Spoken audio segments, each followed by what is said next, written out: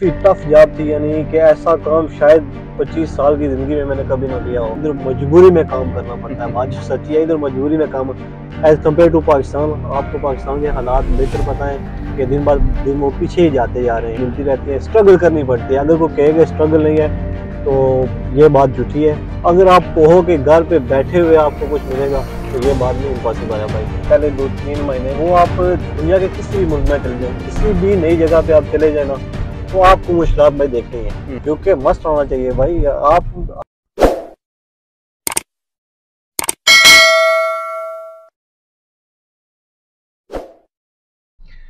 औज़ुबिल्लाहि मिनश्शैतानिर्रजीम बिस्मिल्लाहिर्रहमानिर्रहीम। आज की इस वीडियो में मेरे साथ एक और स्टूडेंट मेरे साथ मौजूद हैं, काशिफ मुनीर साहब। इनसे सवालात का सिलसिला शुरू करेंगे कि इनने अपनी लाइफ यूके के अंदर अभी तक कैसे गुजारी है, क्या कुछ एक्सपीरियंस है।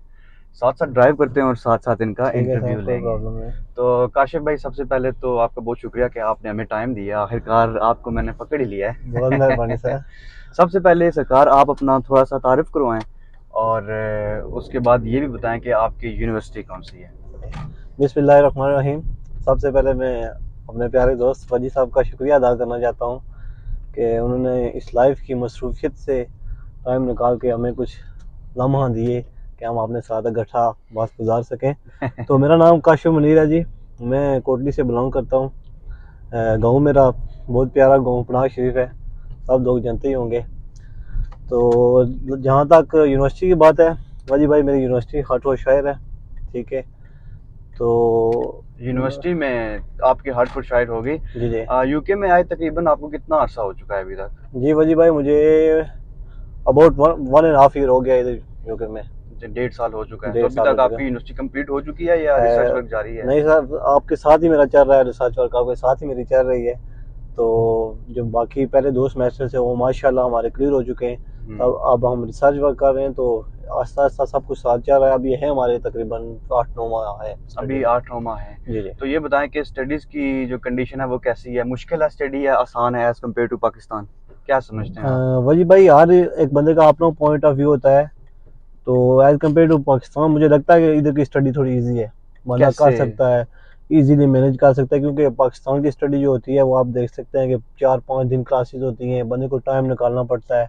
तो इधर आप देख सकते हैं कि हम सिर्फ 1 या 2 दिन का हमारी क्लासेस होती हैं, तो हम बंदा इजीली मैनेज कर सकता है। जैसे आपने बताया कि यहाँ की जो स्टडी है वो काफ़ी ज़्यादा इजी है। रिसेंटली मैं लास्ट मेरे दोस्त हैं, उनका भी मैं इसी तरह से इंटरव्यू कर रहा था, तो उनसे मेरी बात हो रही थी। तो वो ये कहते हैं कि यहाँ की जो स्टडी है उन्होंने यहाँ पे स्टडी को थोड़ा सा मुश्किल पाया, क्योंकि यहाँ पे तकरीबन आपको पता है जैसे असाइनमेंट का जो सिलसिला कार है, तो वो कहते हैं कि पहले जो 2 सेमेस्टर थे तो वो मुझे समझ ही नहीं आई। सही।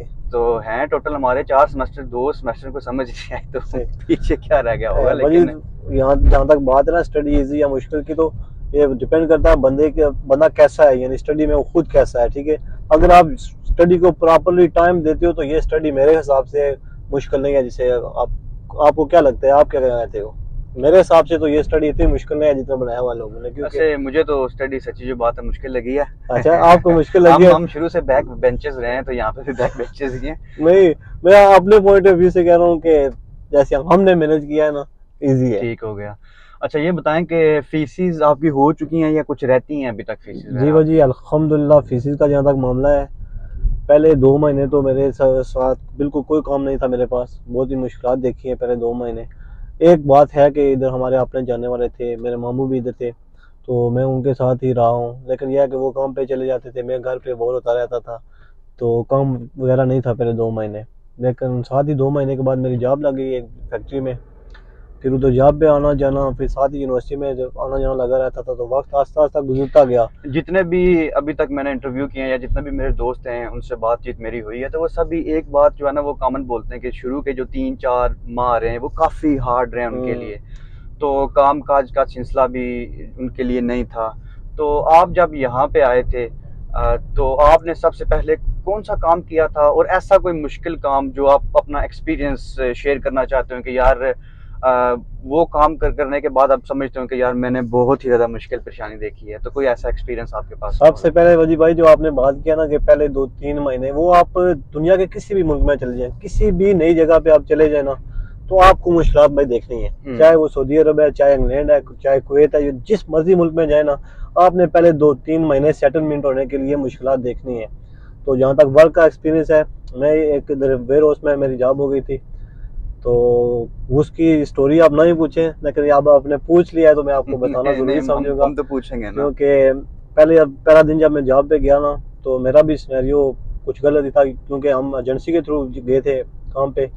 तो 1-2 दिन वापस आना पड़ा काम से कि आज काम नहीं है, ऐसे बहुत ही गुस्सा आ जाता था कि किधर आ गए हम, किस लाइफ में आ गए। लेकिन जो ही काम स्टार्ट हुआ हमारा, तो काफ़ी टफ जॉब थी, यानी कि ऐसा काम शायद 25 साल की ज़िंदगी में मैंने कभी ना किया हो, ऐसा हार्ड काम। क्योंकि इधर शिफ्ट होती है, आपको पता है, 12-12 घंटे की, ऐसे ही है। 10-10 घंटे की। उधर पाकिस्तान में तो 7-8 घंटे काम किया, बंदा इधर वेयर टाइम हाउस गुजर की जाता है। जो जॉब्स होती है ना, क्योंकि मैंने खुद भी लास्ट टाइम भी मैंने जिक्र किया था कि वेयर हाउस की जॉब्स मैंने खुद भी की है, तो बंदा टूट के रह जाता है। बंदा कहता है कि यार मैं कौन सी मुसीबत में फंस गया हूँ। पाकिस्तान में आप कौन सी जॉब करते थे वैसे?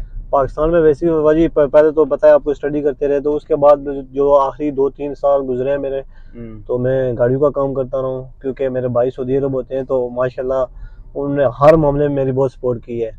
तो आपको पता है पाकिस्तान में गाड़ियों का काम, स्पेशली सैलून कारें वगैरह, इनका काम बहुत अच्छा चलता है। तो पार्ट टाइम वो जॉब करता रहा हूँ, तो बाकी ज़्यादा टाइम घर पे स्पेंड किया है मैंने। आपकी यूनिवर्सिटी है हर्टफोर्डशायर जी तो लुटन से हर्टफोर्डशायर आना जाना आप कैसे मैनेज करते थे? जी जी वजी करते इधर थे क्या, मतलब अभी भी करते हैं? अभी भी कर रहे हैं, वो भी इतना टफ मामला नहीं है। पहले भी इधर बस का सिस्टम माशाल्लाह बहुत ही ज़बरदस्त है। तो आपको पता है हमारी इधर से बस जाती है टाइम टू टाइम, हर 1 आवर में 2 बार बस जाती है, तो बंदा इजीली मैनेज कर सकता है। कोई ऐसा बड़ा प्रॉब्लम नहीं है। यूनिवर्सिटी इधर हमारे करीब ही है, 40-45 मिनट लगते हैं यूनिवर्सिटी में जाने के लिए। मतलब आप ये कहना चाहते हैं कि ईच एंड एवरीथिंग यहाँ पे मैनेज हो जाती है, अगर मैनेज करने वाला बंदा हो तो चीजें मैनेज हो जाती हैं? जी वजी विदा पैसे टाइम आप हर कुछ मैनेज कर सकते हैं, लेकिन ये डिपेंड करता है बंदे पर। अगर आप कहो कि घर पे बैठे हुए आपको कुछ मिलेगा, तो ये बात नहीं, इम्पॉसिबल है भाई।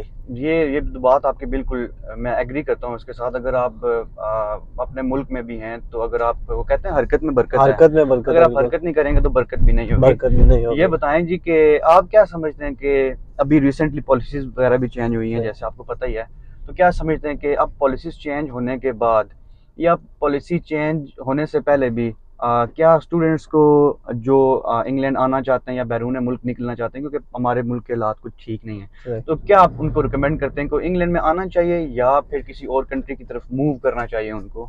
बेसिक वजह जो पॉलिसी चेंज हुई है, वो तो यही चेंज हुई है ना, नॉर्मल सी के बंदा वीज़ा स्विच नहीं कर सकता। हाँ। तो आप एज ए स्टूडेंट अगर आए, तो आपको क्या ज़रूरत है वीज़ा स्विच करने की? भाई एज ए स्टूडेंट ही रहें, नॉर्मली आप स्टडी करें, साथ अपना काम भी करें आप, तो आपको कोई ज़रूरत नहीं है वीज़ा स्विच करने की। पहले तो उन्होंने ये कहा है। दूसरा उन्होंने ये कहा है कि आप अपने साथ इंडिपेंडेंट नहीं ला सकते, यानी अपनी वाइफ को नहीं ला सकते, तो वो भी इशू नहीं है। आप खुद पहले आएँ, अपने एडजस्टमेंट करें, तो फ्यूचर में अगर आप जब सेटल हो जाते हैं तो अपनी वाइफ को भी ले आएँ।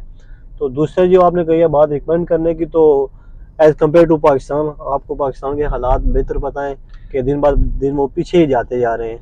तो एज बहुत से लोग ऐसे ये भी कहते हैं कि जो इंग्लैंड के हालात हैं ये भी काफ़ी ज़्यादा ख़राब हैं। इंटरनेशनल स्टूडेंट्स जितने भी आए तो उनकी वजह से यहाँ पे जो जॉब्स हैं वो बहुत कम हो गई हैं। तो आपका क्या पॉइंट है इस बारे में? वजी भाई, जब हम आए थे हम भी यही सुनते आ रहे थे कि जॉब्स नहीं है, जॉब्स नहीं है।